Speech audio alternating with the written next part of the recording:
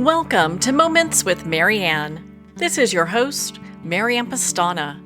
We're here today with special guest, Aster Bato Mohamed, who's here to share with us her new book, The Joy of Walking by Faith, A Brother's Gift of Faith, a Sister's Extraordinary Journey. So what does it mean to walk by faith when the odds are against you? Aster Bato Mohamed shares her journey from a small Ethiopian village to a life of purpose and faith in America. Aster Bato Mohamed has lived an extraordinary life. Her strong faith, instilled in her by her brother, sustained her throughout her remarkable life's journey that has taken her around the world.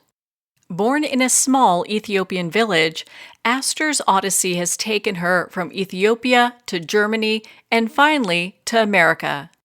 Dedicating her life to education, Aster has been honored with multiple prestigious awards for her many achievements inside and outside the classroom throughout her long career in the Miami-Dade County Public School system. So welcome to the show, Aster Bato Mohamed. Thank you for having me. What an honor it is to have you here and to talk about your new book. What inspired you to write The Joy of Walking by Faith? The joy of walking by faith is inspired by my eldest brother, who himself also walked by faith. I came from a very, very remote village where I lived in a grass house and mud house for my early years, and came to America and became a teacher, an educator in the fourth largest school system in the country, that is Miami-Dade County, Florida.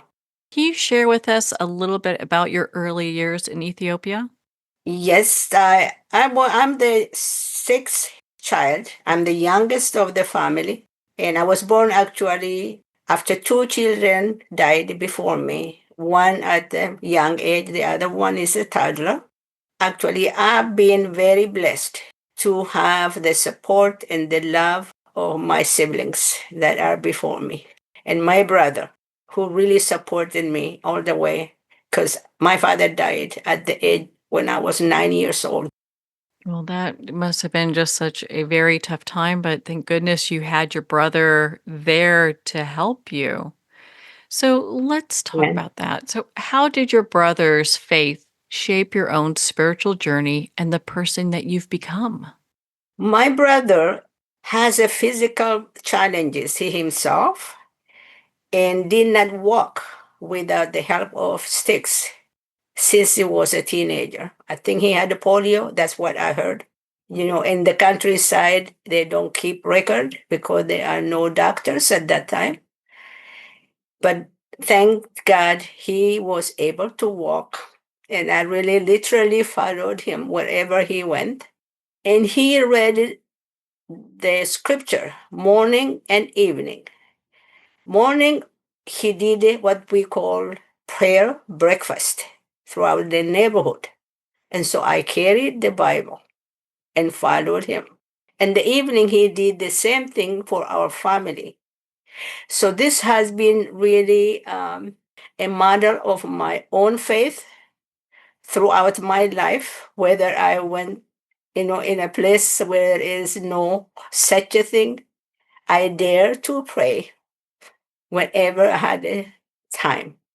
So he has laid out for me his faith, how he was able to do what he did. And I went to missionary school, so that really helped too. First grade through eighth grade. It sounds like your brother was such a supportive and just pillar for you and your family. What was it like when you moved from Ethiopia to Germany? Well, first, really, it's not, well, from the village to go there is really a little bit challenging because even if I babysat the missionary children, I have never attempted or really learned how to speak German. So when I went there, I have to study German in the morning. We help the family so that my girlfriend and I can, learn by assimilation. In the afternoon, the grammar. The food is different, definitely different. From eating with our fingers in our country, in Germany, you have to use fork and knives. And even that, it's the way you hold it, which side of the hand you cut and which side you put in your mouth. And that is new to us. So, and the food too. We don't eat pork. Pork is not allowed in our culture. So we have to eat what they offer us. They have been wonderful to us. I say us because it's my girlfriend and I went together, and really they have been generous to us. So Germany is a transition from home, from Ethiopia, from the village to there. It sounds like such a journey. In your book, you mentioned that your name, Aster, was chosen with divine purpose. How has that name guided you on your path? Yes, it sure guided me because I knew my brother, according to my sisters, that he chose that name with future in mind. Chosen, blessed. And also, he really confirmed that when I visited my home 31 years ago. We were standing and talking. He said, I see that God blessed you with everything. And I told him, yes, he did. But I don't want to be a queen. And he said, if God brings that gift to you, you have to accept. We don't converse with our eldest brothers because of respect. So that is the first time and the last time I spoke with him. And really meant a lot. I was chosen, blessed with everything that I needed. And really, it has been amazing. What a beautiful confirmation to get from your older brother. What were some of, I know we've talked about some of the cultural challenges with Germany. What were some of the cultural challenges you faced in Ethiopia, especially as a young girl pursuing education? In Ethiopia, really, there is no cultural challenges because we are the same culture, even though it differs among different tribes. We have four major tribes, and my tribe are the largest. So when you go from the village to the capital, it's just like going to another foreign country because they speak the national language, which I am not used to. And sometimes I struggle with it, but still I did it. I used to lead devotion in a high school. People loved it, students loved it, but it didn't make any difference to me. I still did it. And really, it's like when you go from a village to the capital, it's just like going to another country. They were different clothes, they are more modern. I had my clothes hand me down from the missionaries. So I was proud of it. What a remarkable journey you've been on. How did your time with the South Florida Writers Association help you complete this deeply personal memoir? I'm really grateful that in 2017, I attended a big conference. They have every year a big conference. And there I met someone who is very successful, who became really my role model. And that is very important, having a role model. He encouraged me through the writing. And I met even somebody who did a copyright attorney, and which I did. I didn't know about writing, and they have helped me. And then every month thereafter, I attended a weekly meeting where they invite really successful writers or how to follow certain guidelines. But until August 3rd, 2024, Joe was invited to speak via Zoom at our association, and I really almost missed it. But then I was so determined. I needed what he really does, in which our secretary sent me a copy of his guidelines. And then next week, which is this one was on Saturday, next week I picked up the phone and called him, and he answered. From there on, I was in good hand. Really, we need somebody who guide us as well, somebody who is a role model. It's so important to have a professional who's there to champion your work. And Joe Marsh is such an amazing publicist. It's easy to see how working together has been so impactful in moving your book forward. I'd like to pivot back to your book for a moment. You share a story that's very powerful. It's a vision of Jesus placing his hands on your head. What impact has that spiritual experience had on your life? Honestly, I still see the way it happened because I was in seventh grade, and that means one more year left to take the national exam. When it happened, I was really frightened. However, throughout my life, I really listened to the word. He said, "You are blessed." I knew that I was blessed to have a spiritual brother. I was blessed with missionaries that really supported me. I was blessed that, in fact, that when I came to this country, I didn't know how my education being supported. And I was blessed in a way that I have never imagined. So that had a big impact, even as I think what happened that time, even though I was not really aware. Why did he say that to me? But then, as the time when I realized it was a blessing in every aspect of my life. You describe education as a joy rather than a duty. What role did learning play in helping you overcome adversity? It is a joy because when you learn a subject or any kind of subject in a different countries, in a different language, I was eager always to find out how I could improve. It's just like searching for something. I want to find out how I can improve what I'm doing. It's just like a game. You know, you always look for like a treasure hunt. So for me, first, I love learning. It doesn't make any difference whether it is in Germany or even the capital. It's a joy of finding how I can improve my life. So it's more fun. It's not a duty. When children play, it's not a duty, but they have fun doing it. That's what I did. Fun learning by searching for meaningful way.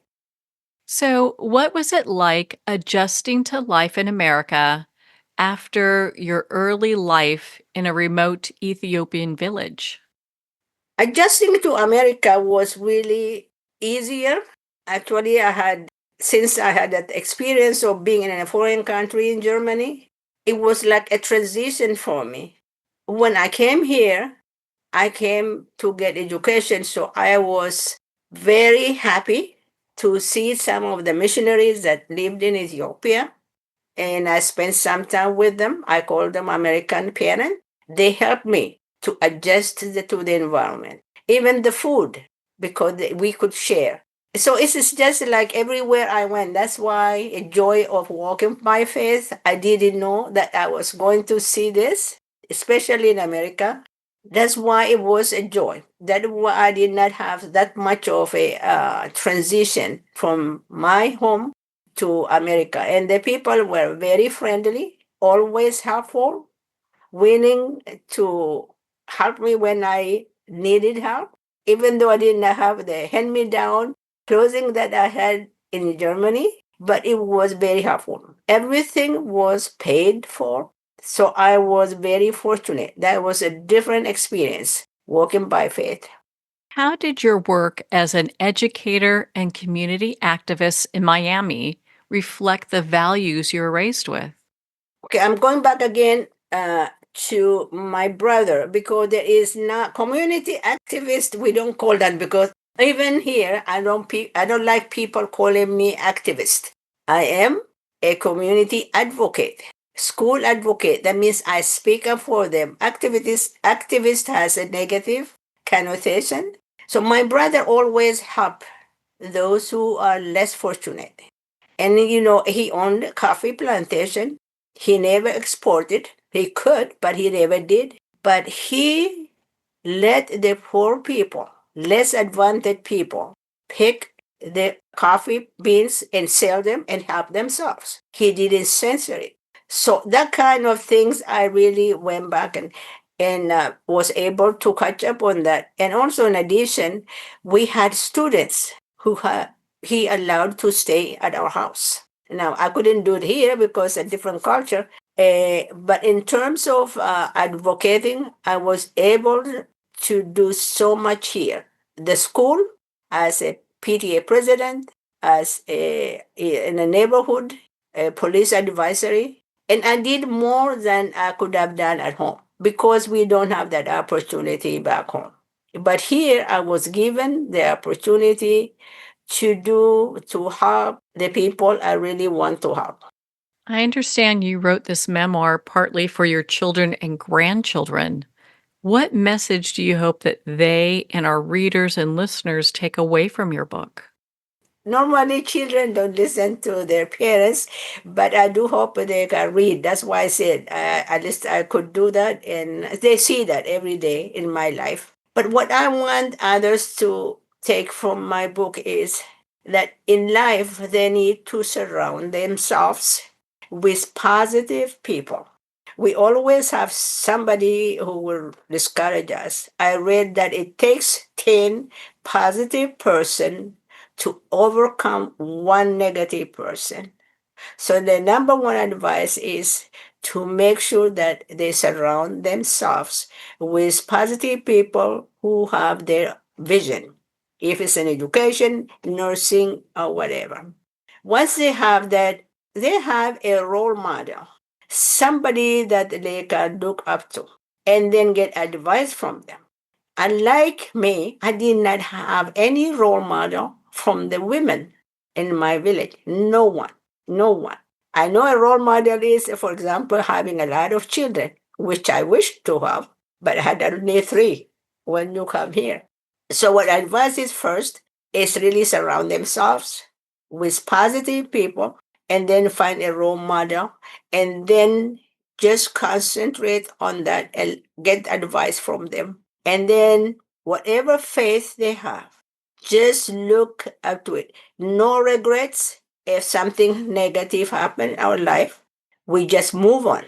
Sometimes we go back and say, oh, I should have not done it. We have no control about the past, but we do have control about the future. Always be thankful, even if it is bad. That way we don't complain. So that's one thing I learned from my brother, and that's something I practice in my own life. What does walking by faith mean to you today? Walking by faith is that every day when I wake up, the first thing I do is reading my devotion. In that, I always find something that encourages me to move forward, even if I don't know what is happening. Every aspect of my life, it is thanking for everything. That's what my brother always told. Thank for everything, even if it's bad. So when I get up, I do that. And during the day, whatever happened to me, I really feel that it's not in my control, that God helps me to do whatever is right in His will. Like today, I've never had any radio interview, but I prayed before I came on, whatever it is in His will. So, and then in the evening, the same thing. I do the same thing, and I followed my brother's footsteps. And I do my devotion, and I thank God what happened during the day. And whatever did not happen the way it will, I say, I thank Him for Him too. And I pray for everybody like my brother did. He names every single person. And that's what I'm doing. And it's a walking by faith in everything I do. How would you encourage others to walk by faith in their own lives? I know that I'm sure the people who hear this, they may have different faith, spiritual preference. When you have somebody superior, a spiritual superior over us, we always look up to that creator to guide us. I have to be careful. That's why I'm saying what I'm saying. I have my own, and I am surrounded by different kind of people. So I want those people look to the creator that they have, or faith in any kind of, make sure they depend on it, they pray on it. Every time adversity comes, adversity is inevitable. It happens every minute, every day, every hour. So we have to look for the positive things in life and just move forward. That's walking by faith. Well, Aster, thank you so much for taking the time to be on the show with us here today. Thank you for having me. Well, thank you, Aster. It's been such an honor to spend this time with you and to talk about your new book, The Joy of Walking by Faith, A Brother's Gift of Faith, A Sister's Extraordinary Journey. Well, we're at the end of our time today. I'd like to thank everyone for tuning in. You've been listening to Moments with Marianne, where we make every moment count.